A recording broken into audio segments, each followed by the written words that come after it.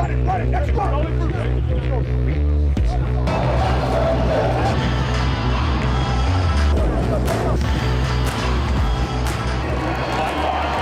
The Wildcats are looking to bounce back at Houston. Kevin Sumlin's debut at Arizona, a competitive, hard-fought loss. Kevin Sumlin tries again for his first Wildcat win, this time where he started as a college football head coach. It'll be great to get back. But can Khalil Tate escape the pressure from arguably the nation's best defensive player, Houston's hometown star, Ed Oliver? He's a special talent, and he's a handful. Arizona is hungry for a win, and we are calling this Breakfast with the Wildcats. For the next 30 minutes, we're counting you down until kickoff. The University of Arizona Wildcats pregame at Houston starts now. And good morning, and thank you for joining us here on this KGUN 9 Sports Special. Rise and shine, Wildcat Nation. We are just 30 minutes away from kickoff at Houston. I'm Sports Director Jason Barr. And I'm Pat Paris. Arizona hopes to bring home the bacon after a Week 1 loss to BYU. U of A is coming off that 5-point loss in its season opener, one in which Khalil Tate rushed for just 14 yards, fewer than he had in any game last season. One big question will be whether the Cats will turn Tate loose today at Houston. We're going to continue to get better and put our players in better position to be successful. He's an elite player. He's a great quarterback who's very, very athletic. He's got a great host of talent around him.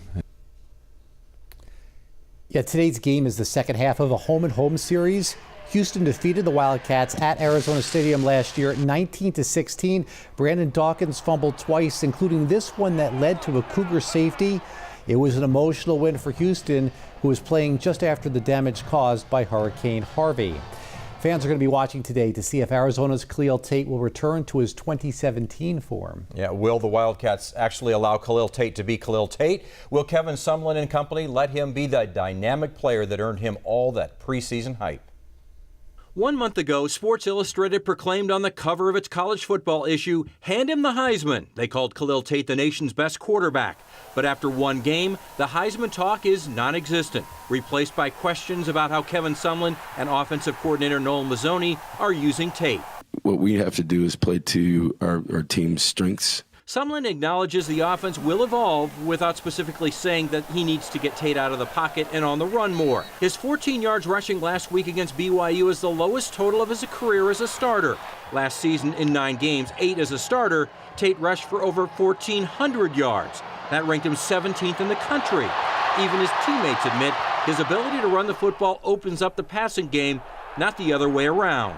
It opens up everything on the offense once Khalil starts to get going, because then you got defensive players focusing on him, and it opens up everybody else. It's that dual threat ability that earned Tate the preseason hype. Now Wildcat fans hope the new staff can tweak the offense to get Tate on the run again. Not so much about plays, it's players and putting them in the right position for us to be successful. Jason, one game, way too small of a sample size to know exactly what they're going to do. Sumlin and Mazzoni under their tutelage, how Tate will respond. But you got to believe the game plan will look a little different coming up today than it did last Saturday night. Not just that, but when there are no receivers open, I think what they really missed was his ability to take off and scramble and get a first down in that situation as well. Got to let him loose. Yep. Yeah, a big key to today's game also is going to be not to let King rule the Arizona defense. We're talking about Houston quarterback De'Aaron King. The Cougar signal caller accounted for 353 yards of total offense in a 45-27 win over Rice last week. This while the U of A defense had no sacks or turnovers in its Week 1 loss. We're ready. We're more eager. We're going to bounce back after the loss. We just had to correct some things, but we're ready. We'll get sacks this week for sure. The linebacker Colin Schooler did have 16 tackles in the loss to BYU, the most for a UA player in a non-conference game since Lance Briggs had 16 against then knocked Pac-12 Utah in 2000. All right, Kevin Sumlin, he has something in common with two very successful Arizona coaches of the past, Dick Tomey and Larry Smith. Yeah, each lost their first game as Wildcat head coach. Saturday night was not what we wanted, and in in football, just like any other sport, just like in life, all right, you learn from it. Now what are you going to do? Yeah, the Wildcats made Sumlin their 32nd coach in school history when they hired him back in January. He was famous at that time for saying, "Why not us? Why not now?" when asked if the Wildcats would ever reach the Rose Bowl. Sumlin is a three-time National Coach of the Year finalist, coaching quarterbacks Case Keenum at Houston and Johnny Manziel at Texas A&M. And history is on Sumlin and Arizona's side today because the Wildcats have not started the season with consecutive losses since back in 1981. We'll have more on his return to Houston coming up a little later on in this show. Some changes not just on the sidelines. We've already seen some upgrades at Arizona Stadium, of course. And Jason, there's plenty of activity around campus. Yeah, always some type of construction going on. Currently, crews are working on the new $15 million indoor sports facility. It's going to replace the old baseball stadium, and it will be climate controlled. It's not just being called an indoor football field, as other sports can also use the facility. The 65-foot tall building should be complete by early 2019. And this year, it's not just time to bear down. You can beer down too at Arizona Stadium. The U of A is now serving alcohol. Before, you had to be in a luxury suite to enjoy an adult beverage, but now beer and wine will be served at the concession stands. And you can start buying a drink 90 minutes before kickoff, but sales are going to stop after the third quarter for safety reasons. Of course, this morning's game is not at Arizona Stadium, but we are proud to say we are airing Arizona football right here on KGUN 9. The last time a U of A game was on ABC, back in 2012, it was a wild one. Quarterback Matt Scott had 469 total yards and a 39-36 win over USC. The Wildcats overcame 345-yard receiving performance by Marquise Lee. Quite a game.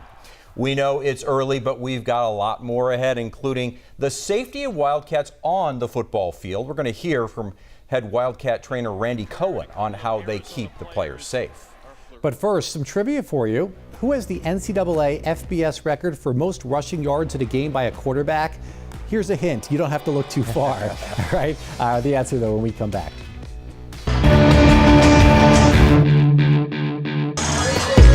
Go! Run it! Let's go!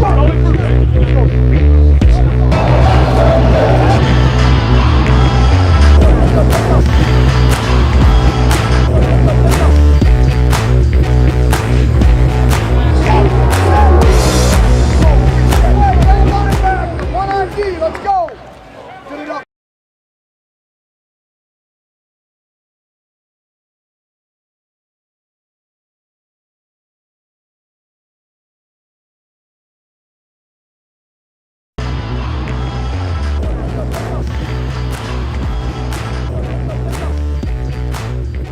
Remember our trivia question, who has the NCAA FBS record for most rushing yards in a game by a quarterback? Well, the answer, of course, is Arizona's own Khalil Tate, rushing for 327 yards in a 2017 win at Colorado.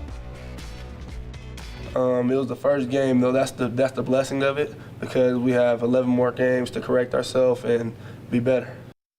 Yeah, that was linebacker Tony Fields as the Wildcats headed to this morning's game following a Week 1 home loss to BYU. Yeah, as the Wildcats do take the field this year, safety continues to be a top priority for trainers and medical staff. Now on your sides, Carlos Herrera shows us how doctors will be keeping a close eye on head injuries. Hit after hit, tackle after tackle, and blows to the head. We've known about them for years, you know. What we know now is so much more than we did before. Randy Cohen is the U of A's Associate Athletics Director. He watches games in a different way, closely paying attention to head injuries and any signs that show that a player isn't okay. Did they get up slow? Did they grab their face mask? Do they shake their helmet? Do they start to, when they start to go back to the huddle, do they go to start to go to the wrong side before they turn around and know where they're at? Do they line up quickly and know exactly where they're at next time for the next play occurs? Look for those overt signs, and you don't just look for them after a big hit. Cohen says if a player shows any signs, the most important thing to do is take them off the field immediately and make an initial assessment, which can take anywhere from 15 to 20 minutes. In that assessment, doctors evaluate areas that are or can potentially be affected by the head injury, such as vision, the nervous and energy system, and blood pressure. The old days of, just go lay in a dark room, and then all of a sudden, once you feel back to normal, we'll start progressing you back to activity. That's not how you treat any injury. If doctors confirm a player has a concussion, Cohen says each case is handled differently, so the treatment can last a couple of days to several weeks and even months. When they're symptom-free and your tests are normal, but you give multiple different tests you can do now, then you need to really work them back into sport to make sure that their reaction time's normal, their processing of the information is normal, their energy systems are normal. All those things are normal before you allow them to go back to play. The protocol, Cohen says, doesn't compromise the safety of a student athlete. I'm Carlos Herrera, KGUN 9, on your side. And for more on this story, head to our website, kgun9.com, under our sports section. Well, any big Wildcat fan knows that one of the best seasons that U of A football had was back with that 1998 team. And when we come back, we are going to celebrate the 20th anniversary of arguably the best season in Arizona football, 1998. But first, which freshman led the nation last year in tackles for a loss? We'll let you know that answer when we continue. Stay with us.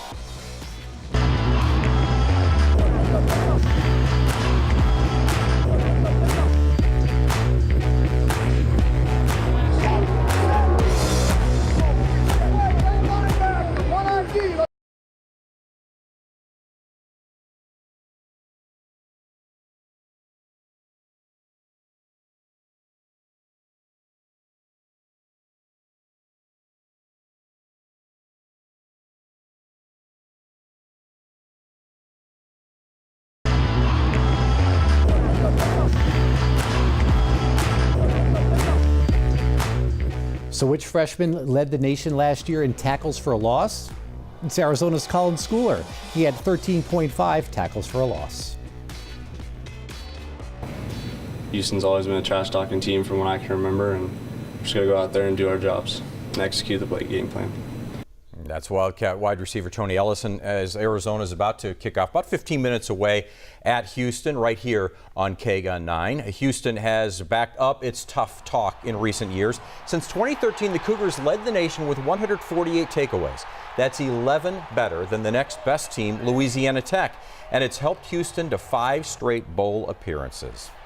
12-1, the best record of any Arizona football team that they've achieved in school history. Yeah, and on this, the 20th year anniversary of that 1998 team's memorable season, now on your sides, Ivan Rodriguez sat down to speak with some of the key members of that team. Expectations going into '98 were excellent. Ortiz Jenkins at quarterback, single setback from Kennedy, lined up halfway into the end zone. Kennedy at the handoff, wraps both hands around the football, breaks it out to the 10, 15, 20, one man to beat, 30, 35, 40, straight down the field. Nobody's going to catch him. One Kennedy, 96 yards, touchdown Arizona. You had Trums and you had the Leon Callens and the OJs. All those younger guys, they followed well. They didn't go against the grain. 98 was obviously that year that has proven historically to be the best year that we've ever had. 20 years after going 12-1, Dick Tomey, Arizona football's most winningest coach, is left with memories. My feeling is this should be a good football team. And if it's not, then we're screwing up and the players are screwing up because it should be. I describe Coach as, first a general. Kelvin Ifon played at Arizona in '98 as a fullback, running back, and cornerback. Ifon says he learned more than just football under Coach Tomey. And then secondly, just, father figure. A father figure, somebody that you can trust, somebody that you know is going to give you their 100%. And, I looked up to him then, and I still look up to him today. I mean, if we can just all play like Kelvin Ifon, who is, to me, such a warrior, such a competitor. We just got to put it together. I know we got a good team. I know we got a whole bunch of guys with great hearts, and we just got to go out there and show it to the people. We got to put it on the field and leave it there.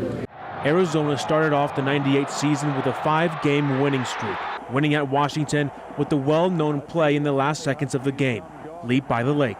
Ortiz Jenkins back to pass. I told him he has to run. He's got to make it. Holy cow. I've never seen anything like that in football. It wouldn't be until their game against UCLA where they'd see their first and only loss. It was tied at the half. It was one touchdown at the end of the third quarter, and then they played well in the fourth quarter against our defense, did a great job deserve to win. The Wildcats season finished with 7 straight wins, including the Holiday Bowl against defending national champions Nebraska. For Coach Tomey, describing his team needs little explanation. I guess one word, outstanding. Ivan Rodriguez, KGUN 9, on your side. Terrific job by Ivan there, kind of surmising that 98 season that still lives on with most of us as the memorable season. Yeah, great to see those old interviews too, and of course the footage as well. Yeah, it's great stuff. Well, we know that 98 was a great season, but what do we have to look forward to this year? Of course, last week the Wildcats came up short against BYU 28-23. Now the Wildcats are getting ready to play at Houston a little less than 15 minutes from right now here on KGUN 9. Yeah, U of A is then going to go on to play Southern Utah, Oregon State, and USC to end the month of September. In October, games against UCLA and Oregon. The Wildcats will then face Colorado, Washington State before returning home. Mark it on your calendars, November 24th as they take on Arizona State. Yeah, and the Pac-12 championship game, that's going to be on November 30th in Santa Clara, California. Of course, we want to focus on this morning's game, and when we continue, more on how the Wildcats feel heading into today's game at Houston, plus the Houston hometown hero, Ed Oliver. Yeah, but first, our final trivia question for you. Offensive coordinator Noel Mazzoni is coaching at his 4th Pac-12 program. Can you name the other 3 schools? We'll tell you what they are when we come back.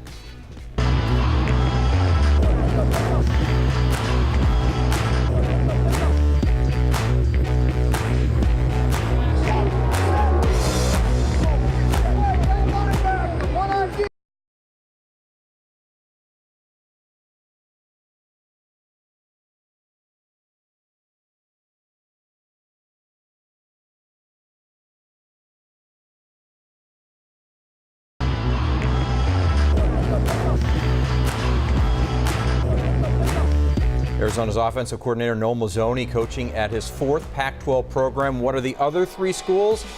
Oregon State, Arizona State, and UCLA. Arizona coming into Houston and trying to take something that's ours. And they're wanting to start their season off with a win now, and they're going to try to come into our house and take something that's ours, and we're not going to let them do that. Yeah, that is Houston head coach Major Applewhite as his Cougars prepare for Arizona in just a little bit here on KGUN 9. That's right. So we're going to see how the weather may impact today's game. Kyler Diggs standing by. Kyler, how does it look in Houston? Well, I'll tell you what, it looks like we could see some rain. So let's fly from Tucson over to Houston and see what we've got in store for us. A mostly cloudy day, which most of the time we'd say that's a good deal. We're going to see temperatures in the 80s, but some of those heat indexes will be up around the mid to upper 90s. But a good chance of showers and thunderstorms, especially as we head on into the second half, a 50% chance of those showers and thunderstorms, some of which could be on the heavy side. It could make that game interesting. All right, Kyler, thank you. Kevin Sumlin is going to be trying for his first Wildcat win against the school that gave him his first college head coaching job, Houston. Sumlin was with the Cougars from 2008 to 2011 in 4 seasons. He won 2 Conference USA West titles, including a 12-1 season. Sumlin then left for Texas A&M. This is going to be his first game back at Houston. There are a lot of things that are memorable, that a lot of great people in the city, a lot of friends that are still there.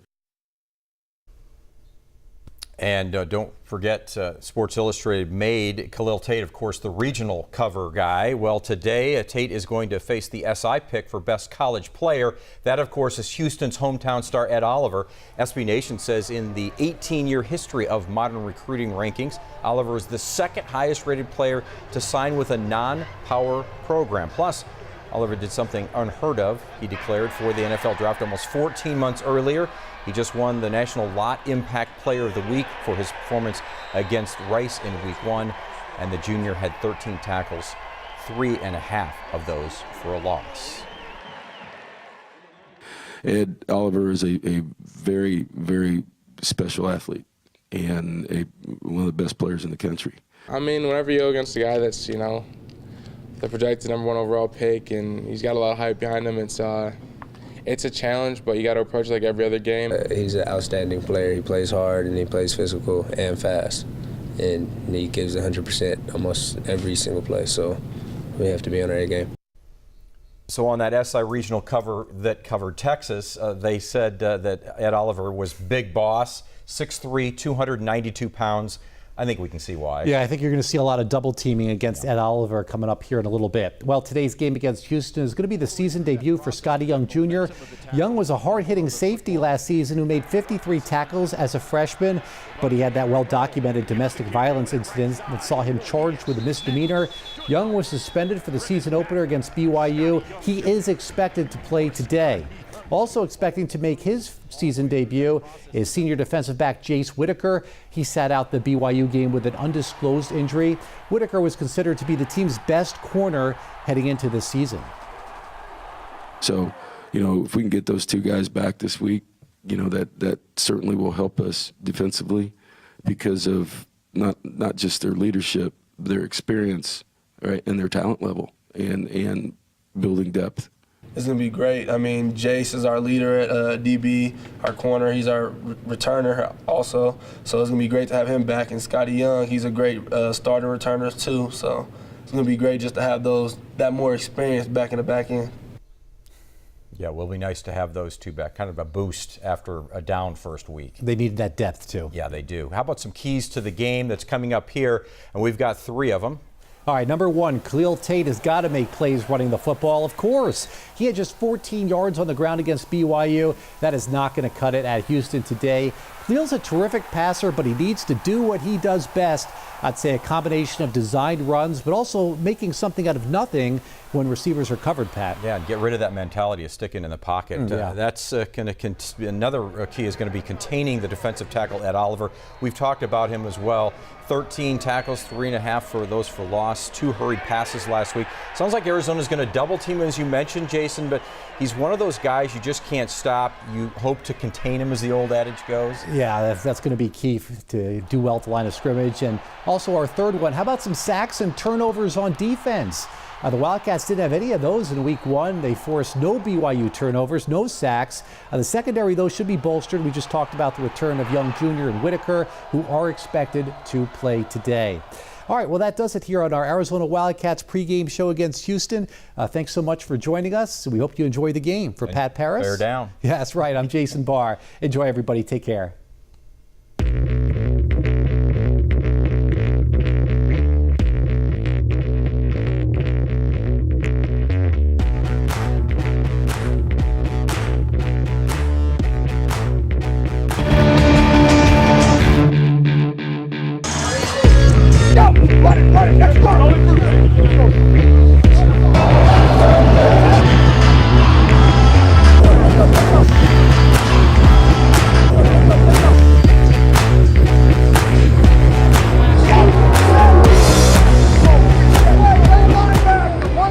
Let's go!